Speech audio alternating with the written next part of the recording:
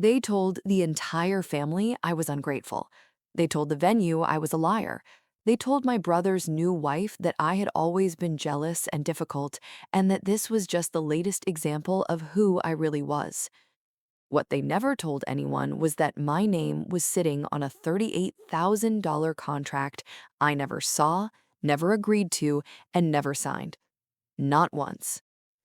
I found out on a Tuesday morning while I was eating cereal at my kitchen counter in Denver, Colorado, 1,400 miles away from the problem they had built in my name. And when I called my mother to ask her directly, when I said the words out loud for the first time, she went so quiet that I genuinely thought the call had dropped. She hadn't dropped the call. She was just deciding which version of the lie to tell me next. My name is Nadia Osei. I'm 34 years old. I'm a forensic accountant at a mid-sized firm in downtown Denver, and I spend every single working day hunting for the number that doesn't belong, the transaction that doesn't line up, the signature that was never supposed to be there. The universe apparently has a very specific sense of humor, because 5 months ago, my own family handed me the most expensive lesson they never intended to teach. And before I take you into all of it, if you have ever been used by the people who were supposed to protect you, if you have ever been written into someone else's story without your consent, stay with me, because this one is for you. Let me take you back to the beginning, because you can't understand what happened at that country club in March without understanding what happened in the Osei house for the 20 years that came before it. My parents, Kwame and Adaz Osei, immigrated from Ghana to the United States in the early 1990s.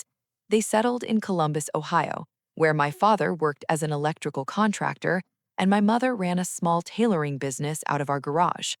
They worked hard, genuinely hard, the kind of hard that leaves calluses on your hands and quiet pride in your voice when you talk about it later. I was their first child, born in 1991, 1 year after they arrived. My brother Kofi came 4 years later, and from the moment Kofi entered the world, the architecture of our family quietly, permanently shifted. It wasn't cruel. That's the part that takes so long to understand when you're a child living inside it. Nobody sat me down and said Kofi matters more. Nobody posted a ranking on the refrigerator. It was softer than that, and in some ways, more damaging because of it. When Kofi fell off his bike at 7 and scraped his knee, my mother ran outside in her house slippers. When I fractured my wrist at 9 during a school soccer game, she picked me up from the nurse's office, handed me an ice pack, and told me to stop being dramatic because the swelling didn't look that bad. The wrist was fractured. I found out 2 weeks later when a different doctor looked at it. When Kofi wanted to play travel basketball at 12, my father drove him to practice 3 nights a week for 4 years without a single complaint. When I asked to join the debate team at 14 and needed a ride to weekend tournaments, my father said he was tired and maybe I could find another parent to carpool with. I found another parent. I won 3 tournaments that year. Nobody in my house noticed.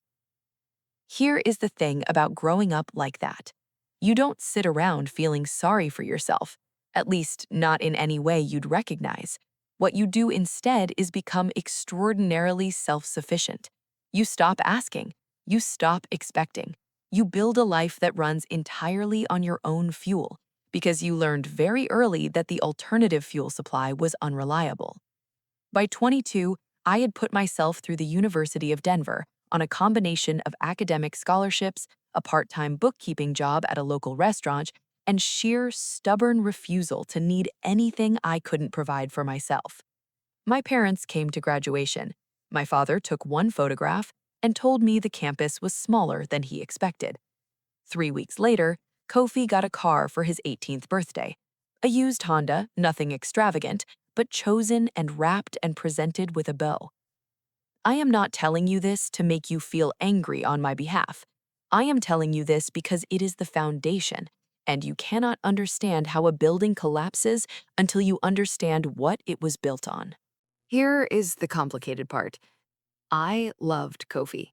That's not a performance. That's not something I say because it makes me sound like a better person. I genuinely, actually loved my little brother. He was funny in a way that snuck up on you. He had this talent for saying the exact wrong thing at the exact right moment and making the whole room laugh before anyone could decide whether to be offended.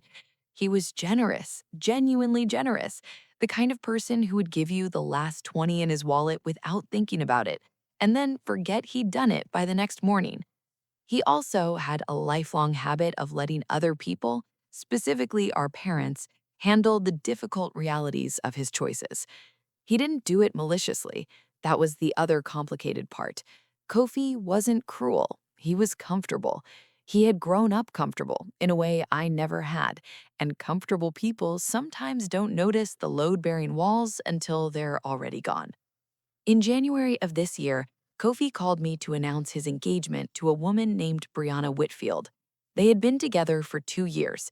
I'd met her 4 times, at holidays, and one awkward dinner where she spent the first 30 minutes asking me detailed questions about my salary, in a way that felt less like curiosity and more like research. I congratulated him with genuine warmth. I meant it. Then my mother called an hour later. "Isn't it wonderful?" she said.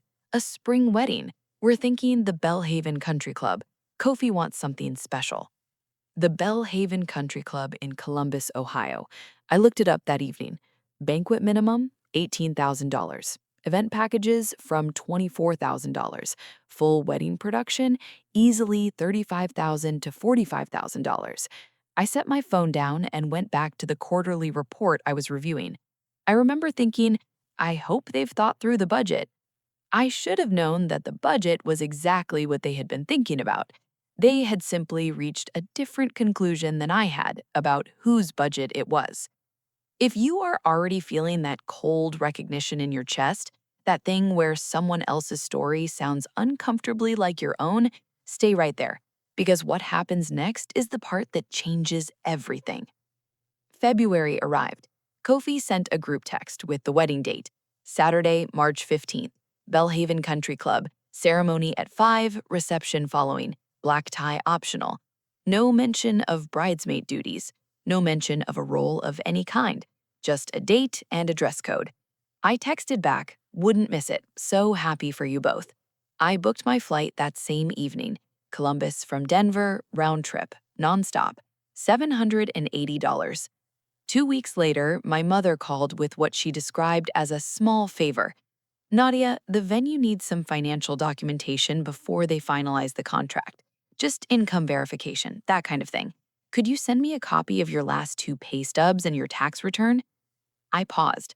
Why does the venue need my financial documentation? It's just standard, baby. They need it for the deposit guarantee. You know how these places are. I did know how these places were. I was a forensic accountant. I knew exactly how these places were. But my mother's voice had that particular quality it always carried when she was presenting something unreasonable as obviously reasonable, calm and warm, and slightly confused by any hesitation, as though the request itself was too routine to require explanation. And I made a mistake. I said yes. I told myself it was just documentation, just paperwork, just a formality. I sent the files, pay stubs, tax return, a copy of my state-issued ID that she said the venue required. I would spend the next 6 weeks understanding exactly what I had handed them. Tuesday, March 18th, 3 days after Kofi's wedding. I was sitting at my kitchen counter, cereal, black coffee, morning light coming in flat and gray off the Rocky Mountains. My phone rang, Columbus area code. Not my parents' number, a number I didn't recognize. "Miss Osei, this is Renata Cole from the Bellhaven Country Club Events and Billing Department. I'm calling regarding the outstanding balance on the Osei Whitfield wedding account." I set my spoon down. "I'm sorry, what outstanding balance?" "The final payment of $38,400 due on the guarantor agreement. The primary account holders have indicated they are unable to make the payment at this time and have directed us to you as the listed guarantor." I stood up from the counter. "I am not a guarantor on any account with your venue." Ma'am, we have a signed guarantor agreement on file with your name, your social security number, your income documentation, and what appears to be your signature. The room didn't spin. That's what people always say. The room started spinning. That's not what happened. What happened was the opposite. Everything went very still, very focused, the way a lens sharpens when you adjust the aperture. Do not take any action on that account, I said. I will be calling you back within the hour. I hung up, picked up my coffee, set it back down because my hand was no longer trustworthy. Then I called my mother. She answered on the second ring, which meant she had been waiting. Mom, what is on file at the Bellhaven Country Club with my name on it? 4 seconds of silence. It was the only way, Nadia. You know your father and I couldn't qualify as guarantors with our credit situation. The venue wouldn't finalize the contract without one. You have a good salary, stable employment. Did you sign my name on a legal document? We used your information, the documents you sent. Did you sign my name? The silence that followed was the most honest thing she said to me in that entire conversation. Here is what they had done. Here is the full, clean truth of it laid out in order. When my mother asked for my pay stubs, my tax return, my ID, she was not gathering documentation for a deposit hold. She was assembling the components of a legal identity. She used my income verification to meet the venue's financial threshold for a guarantor. She used my identification to authenticate the agreement. She signed my name at the bottom of a contract that made me responsible for $38,400 if Kofi and Brianna's primary account could not cover the balance. And then they held a wedding I attended as a guest, an event where I sat at table 11 next to a cousin I'd met twice, eating chicken piccata and watching Brianna toss her bouquet, while my name sat in a filing cabinet 2 floors up, quietly guaranteeing a bill I had never agreed to pay. The call with my mother lasted 7 more minutes. She told me it was temporary, that they had planned to cover the balance themselves, that something unexpected had come up with their finances. She told me Kofi didn't know. She told me this was the only way the wedding could happen at the standard Brianna's family expected. I listened to all of it without interrupting. Then I said, Mom, what you've described is fraud. Nadia, don't use that word. We are your family. Family asks, Mom. Family does not forge. I ended the call, put my phone face down on the counter. And then I did the thing I am trained to do when a number doesn't belong. I started pulling the thread. I need you to stay with me here, because this is where the story turns. This is where the person they underestimated starts becoming the person they should have thought harder about. I called the Bellhaven Country Club back at 9:47 a.m. and asked to speak with whoever managed their contracts department. I was transferred to a man named Gerald Spence. Mr. Spence, my name is Nadia Osei. I'm calling regarding the Osei-Whitfield wedding guarantor agreement. I need you to understand something very clearly before we go further. I did not sign that document. I did not authorize my name, my information, or my financial identity to be placed on any contract with your venue. I am requesting that all collection activity in my name be immediately suspended pending a formal review. A pause. Miss Osei, the signature on the document does not belong to me. I can provide my passport signature, 3 years of financial documents bearing my authentic signature, and a detailed written statement within 24 hours. I am a forensic accountant. I spend my professional life identifying exactly this kind of discrepancy. You want to be very careful about how you proceed. Another pause. This one longer. I'll need to loop in our legal team, Miss Osei. Please do, I said. I'll be in contact. Then I called my best friend, Tamara Nkosi, a civil litigation attorney in Denver, who I had known since our first week of college when we were assigned adjacent dorm rooms and bonded over a mutual hatred of our building's broken heating system. I told her everything in 11 minutes. Tamara was quiet for exactly 3 seconds. Okay, she said. Here is what we are going to do. The calls started arriving on Wednesday. My Aunt Cecilia led the charge, warm and practiced, the voice of someone who has been briefed. Nadia, honey, your parents are beside themselves. Your father can't sleep. They only did what they did because they had no other option. Kofi's wedding was so important to this family, and you have always been the capable one. Aunt Cecilia, someone signed my name on a $38,000 contract without my knowledge. Well, your mother says, I know what my mother says. I'm telling you what a document says. My Uncle Desmond sent a text. Family takes care of family. Your success is a blessing you should be willing to share. A cousin I hadn't spoken to in 3 years left a voicemail about forgiveness and humility. I saved every single one of them, screenshotted every text, downloaded every voicemail, labeled them by date and sender. Forensic accountants do not throw away evidence. What I was building was not a case for a courtroom, not yet. What I was building was a record, a complete, unambiguous, time-stamped record of every person who chose a narrative over a question.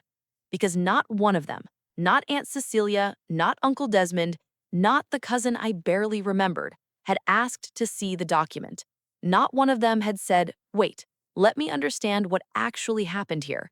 They had received Gloria's version and distributed it like a newsletter.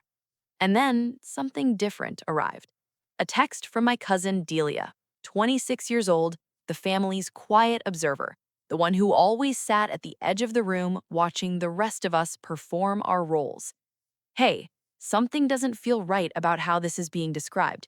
I asked your mom to show me the contract and she changed the subject. Can we talk? One person out of 14 who had reached out. One person who stopped performing long enough to ask a question. Not yet, I typed back, but stay close. That Thursday night, I want to be honest with you about where I was. I was not okay.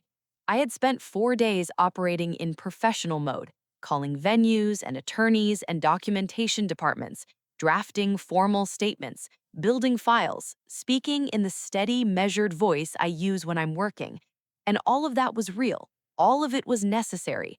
But Thursday night, alone in my apartment with a glass of wine I didn't finish, and the city lights blurring outside my window, I let myself feel the actual thing underneath all the procedure. My parents had looked at my life, the one I had built entirely by myself, with no safety net, no car for my birthday, no one who ran outside in house slippers when I got hurt, and they had decided it was a resource. Not a person, not a daughter, a resource.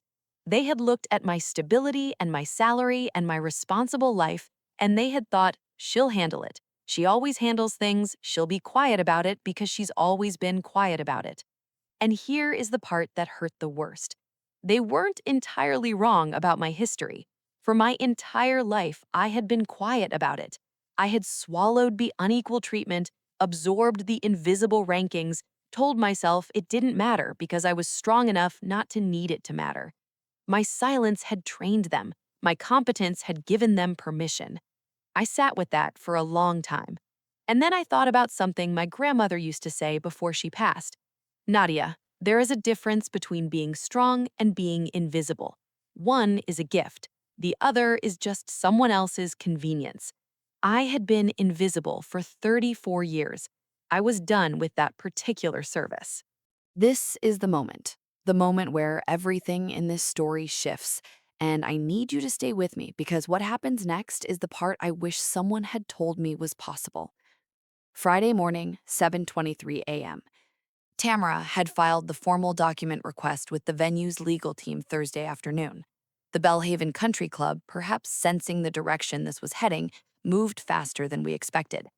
The email arrived with a PDF attachment. Miss Osai, please find attached the guarantor agreement as requested. Our legal team is reviewing the signature discrepancy you identified and will be in contact regarding next steps. I opened the PDF. 31 pages. Event contract, catering addendum, vendor agreements, final guarantor clause.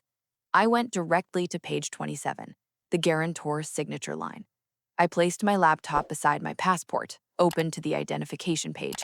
My actual signature, the one I have used for 12 years on every document that has ever mattered. Precise, slightly angular, the capital N with a specific leftward lean that I have never been able to fully explain. And then I looked at the signature on the contract.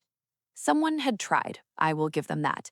The N was close, the loop on the D was almost right, but the pressure was wrong, too uniform, too deliberate, the signature of someone concentrating rather than someone signing from muscle memory. The capital O in Osai curved the wrong direction at the base. The signature was 3 millimeters longer than mine has ever been. It was a copy, a careful, patient, researched copy drawn by someone who had stared at my signature on a tax return and practiced it with intent. But it was not mine. I said it out loud in my empty apartment on a Friday morning at 7:31 a.m. That is not my signature, and I can prove it. Then I called Tamara. How bad? She asked immediately, which told me she had been awake waiting. It's not close, I said, not to a professional eye. Send me the document and your passport scan in the next 30 minutes. I'm filing the formal fraud dispute today. I sent everything within 20 minutes. Then I made one more call. The Belhaven Country Club's catering director, a woman named Sandra Beaumont, whom I had spoken to briefly on Wednesday, and who had seemed, I will use this word carefully, uncomfortable, like someone who had been asked to hold a package and was only now beginning to wonder what was inside it. Miss Beaumont, this is Nadia Osai. I need to ask you something directly, and I need you to answer me honestly. A short silence. Okay. The guarantor agreement, was it submitted in person or electronically? A longer silence. It was submitted in person. A woman came in, she said she was the mother of the groom. She filled out the financial documentation at the front desk and signed the guarantor form herself. I was at the desk when it happened. The room went still again in that aperture-sharpening way. Miss Beaumont, I need that in writing, a formal statement to our legal team, today, if possible. Yes, I can do that. I should have said something sooner. This didn't feel right from the beginning. It rarely does. It just takes someone saying it out loud. My mother called Saturday morning. Nadia, the family is gathering at Aunt Cecilia's tomorrow for lunch. We want to talk through this as a family.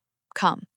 I knew what that meant. I had grown up in this family. I knew exactly what a gathering meant when there was a crisis that needed managing. 15 people in a room. 15 people who had already received their version of the story. 15 people whose collective opinion would be deployed like weather, surrounding, heavy, hard to argue with.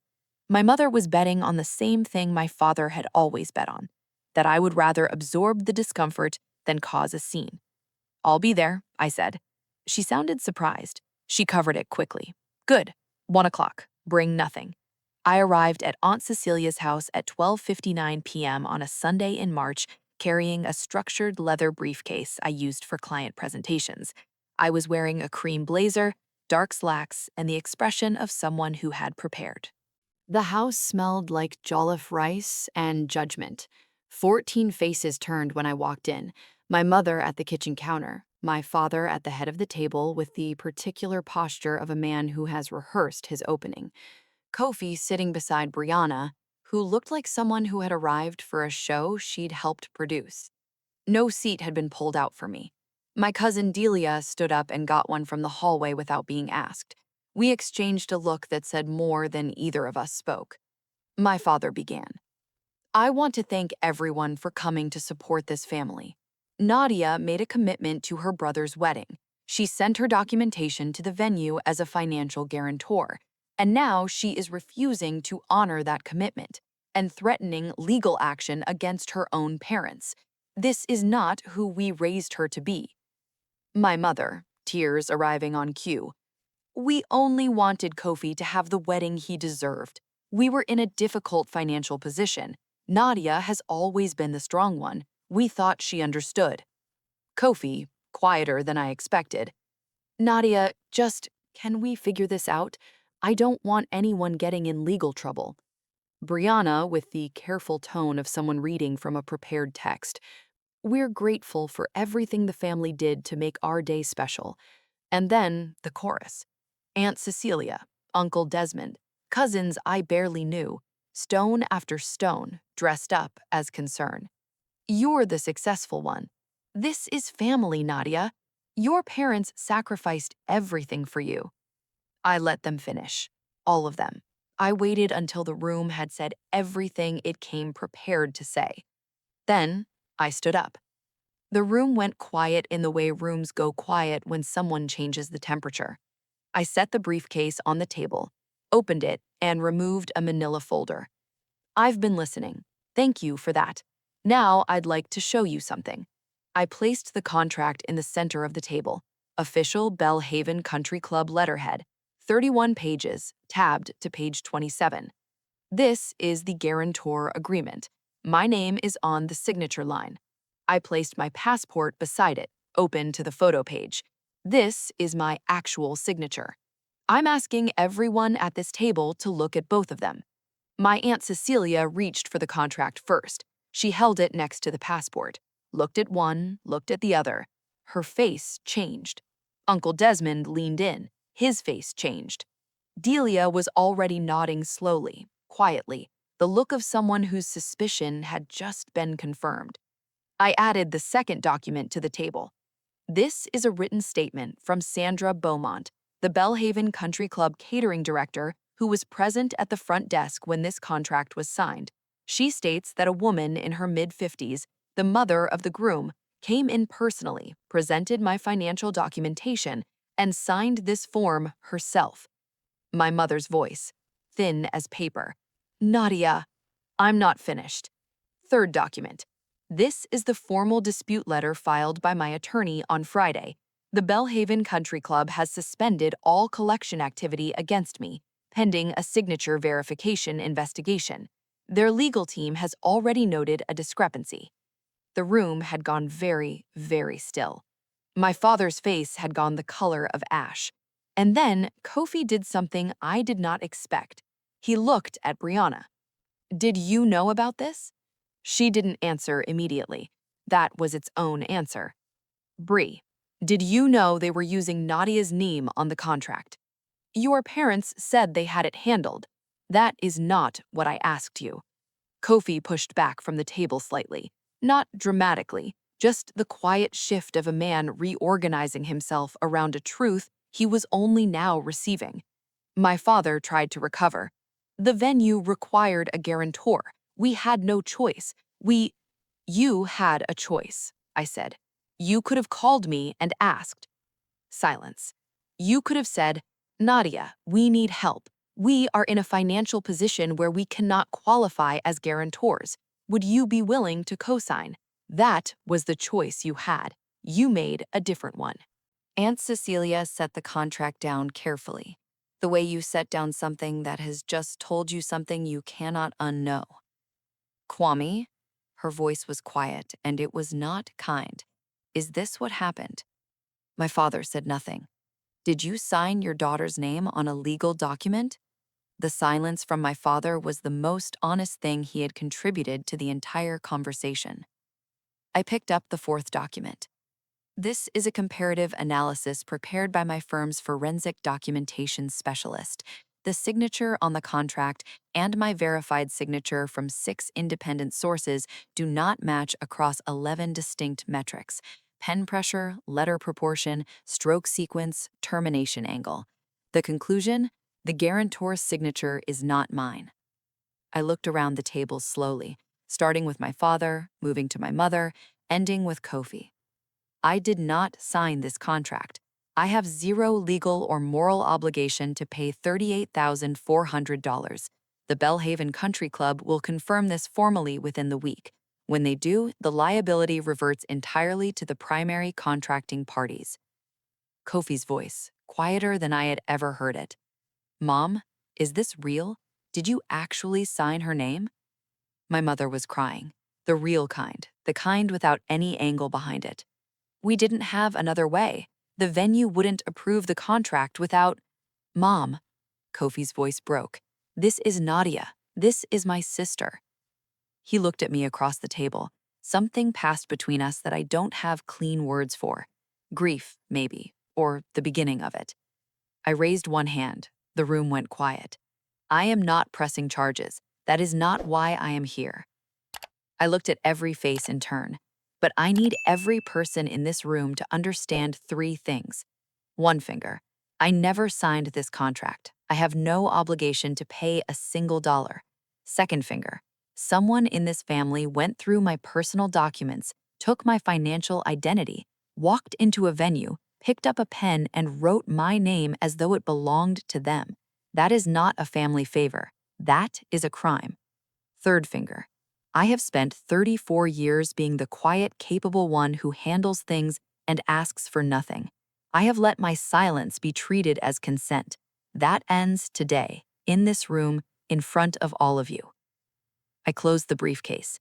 Being family is not a signature you get to borrow, and my stability is not a resource you are entitled to access without asking. My mother's voice, barely above a whisper. Nadia, please. Mom, I said it gently, not cruelly. I love you, but you don't get to steal from someone and call it love. I picked up the briefcase, pushed in my chair, and walked out of the dining room, through the hallway, and out the front door into the cold Columbus afternoon. Nobody followed me, but as I reached my rental car, I heard Kofi's voice through the open window behind me. I need to understand everything, all of it, from the beginning. And Brianna's voice, thinned down to something real. Kofi, no, I need to understand what I've been standing next to for the last 2 years. I got in the car, set the briefcase on the passenger seat, and drove. Stay with me, because the ending of this story is not what my family expected, and it's not what I expected either. Wednesday, 6 days after the Sunday gathering. Tamara called at 8:14 a.m. It's done? Tell me. The Bellhaven Country Club's legal department issued their formal determination this morning. Signature verification confirmed. The guarantor signature does not match Nadia Osei's verified signature. The guarantor agreement is void from the date of signing. All financial liability reverts to the primary contracting parties. I stood at my kitchen window, Denver's skyline flat and silver in the morning light. Void? Entirely. You owe them nothing. Not a dollar, not a phone call, nothing. The revised invoice went to my parents that same afternoon. $38,400. Due in 60 days. Failure to comply would result in legal action. My mother called me that evening. Her voice had lost its architecture entirely. The performance had come down, and what was left underneath was small and frightened and real. Nadia, your father and we may lose the house. I held the phone for a moment. Mom, you may lose the house because someone signed my name on a document. I know that. I know you're scared. Is there any way? No. Not harshly, just fully. No. But I need you to hear something. She was quiet. I am not doing this to punish you. I am not sitting in Denver enjoying this. What I am doing is refusing to be the person who cleans up a mess that was made on purpose, with my name attached to it. There's a difference between punishment and boundaries. This is a boundary. She cried quietly for a moment. You should have called me and asked, I said. That's the part I keep coming back to. You had my number. You had 34 years of knowing that when I had it, I shared it. You didn't ask because you already knew what asking looked like, and you wanted something different. We stayed on the phone for a few more minutes without saying much. Before she hung up, she said, You're right, about all of it. It was the smallest sentence she had ever handed me, and it was the first one I fully believed. 3 months later, the world looks different for everyone involved. My parents liquidated a savings account and took a loan from my father's business partner to cover most of the $38,400. The remaining balance was negotiated into a structured payment plan with the venue. Their retirement timeline has been pushed back by at least 4 years. My mother took on additional tailoring clients. My father picked up a second contracting project on weekends. I did not feel satisfied watching this happen. I want to be honest about that. I felt something more complicated, something quieter than satisfaction, something closer to the feeling after a storm passes, Not celebration, just relief that the air is finally clean. Kofi and Brianna are in couples counseling. The conversation Kofi started at Aunt Cecilia's house did not end quickly. It opened into a longer accounting of things Brianna had managed quietly and alone, that he had, as he put it in a text to me, dangerously comfortable not noticing. They are doing the work. Whether the work is enough is their story to find out. Kofi texted me in May. I need to apologize to you properly, not over text. Can we call? We talked for an hour and 40 minutes. He said, I knew something was off with the venue financials. I didn't push. I let myself not push because pushing would have complicated things, and I have spent my whole life letting complicated things get handled by other people. I said, I know. That ends now. I know that too. I'm sorry, Nadia. I'm specifically sorry, not just general sorry. You specifically deserved better from me specifically. I will keep that conversation for the rest of my life. The apologies arrived in different shapes. Aunt Cecilia called and said, I should have asked to see a document before I asked to pay a bill. I'm sorry. My cousin Delia, who had been the only one to ask the right question from the beginning, took me to dinner in April when I was back in Columbus for a work conference and spent 3 hours making me laugh about everything except the thing that had happened. That was its own kind of apology, the kind that says, I'm still here. Nothing from Brianna. I did not expect anything from Brianna, and the absence of it told me everything I needed to know about the shape of her character. My parents have not yet found the exact right words. My mother has called 4 times since the Wednesday conversation. Each call is warmer than the last. Each one reaches slightly further towards something real. I am patient with the distance. I understand it is being crossed just slowly. My father has not yet called at all. I am leaving that door open. Not because he has earned it, but because closed doors cost me more than I want to spend. In April, an envelope arrived at my Denver apartment. No return address, Columbus postmark. My mother's handwriting, neater than usual, the handwriting of someone who had started over several times. Nadia, I have been trying to write this letter for 6 weeks. Every time I start it, I realize how far away the end is. I cannot explain what we did in a way that makes it make sense, because it does not make sense. I can only tell you the truth of what I told myself, which was that you were strong enough to handle it if it came to light, and that somehow this meant it was acceptable to do it without asking. I know that is not logic. I know it is the logic of someone who stopped seeing their child as a person and started seeing them as a solution. You have been a solution in this family for so long that we forgot to be grateful. That is the worst part. We forgot to be grateful. I don't know what you will do with this letter. I am not writing it to ask for anything. I am writing it because you have always deserved the truth from me, and I have been very slow in delivering it. I love you. I am learning what that should require of me. Mom. I read it twice, set it on my kitchen table, sat with it until the afternoon light moved across the room and the apartment went quiet. I didn't write back that day, or the week after. When I did write back, I kept it short. Mom, thank you for the letter. I know what it cost you to write it. I'm not ready for everything yet, but I'm not gone. There's a difference. Nadia. I put it in an envelope and mailed it before I could change my mind. Some distances are not meant to be crossed in a single step. They are meant to be crossed honestly, which means slowly, which means accepting that slowly is not the same as never. It is a Tuesday evening in June. My windows are open and Denver is doing the thing it does in early summer, that dry, golden warmth that feels like a reward for getting through winter. I am sitting at my desk with a case file and a glass of water and the quiet that I used to confuse with loneliness.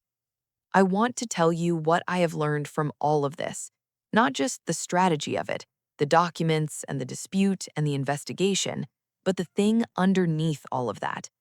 I learned that my silence was a gift I gave to the wrong people for far too long.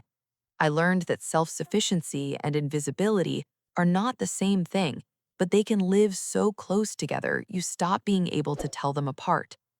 I learned that one person asking the right question, Delia, texting me from the edge of a room full of people who had already decided, can matter more than 14 people delivering verdicts. I learned that love is not the same as access, that belonging to someone's family does not give them rights to your name, your signature, your financial identity, your silence. I learned that saying no clearly and completely in a room full of people who came prepared for you to say yes is one of the most powerful things a quiet person can do. My passport is on the shelf above my desk. I look at it sometimes. The photograph, the dark blue cover, the signature page. That specific, angular, left-leaning signature that belongs to exactly one person. Mine.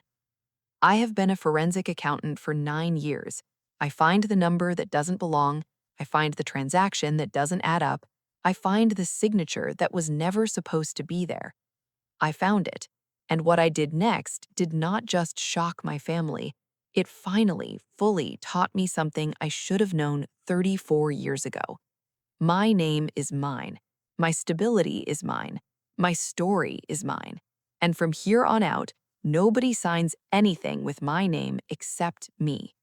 That is not a threat. It is not even a warning. It is just the cleanest, truest fact I have ever held. Before you go, if you have ever been the capable one, the quiet one, the one they came to when they ran out of options, I want you to know something. Your strength is not a debt you owe anyone, not your family, not anyone who uses your reliability as a reason to take without asking. If this story made something click for you, share it with someone who needs to hear it. Leave a comment telling me where you are in the world and what time it is right now. I read every single one. And if you have ever been the person standing outside a door someone locked with your name on it, what would you say to the person who locked it if you could finally say your truth? Drop it below. You are not alone, and you never were. See you in the next one.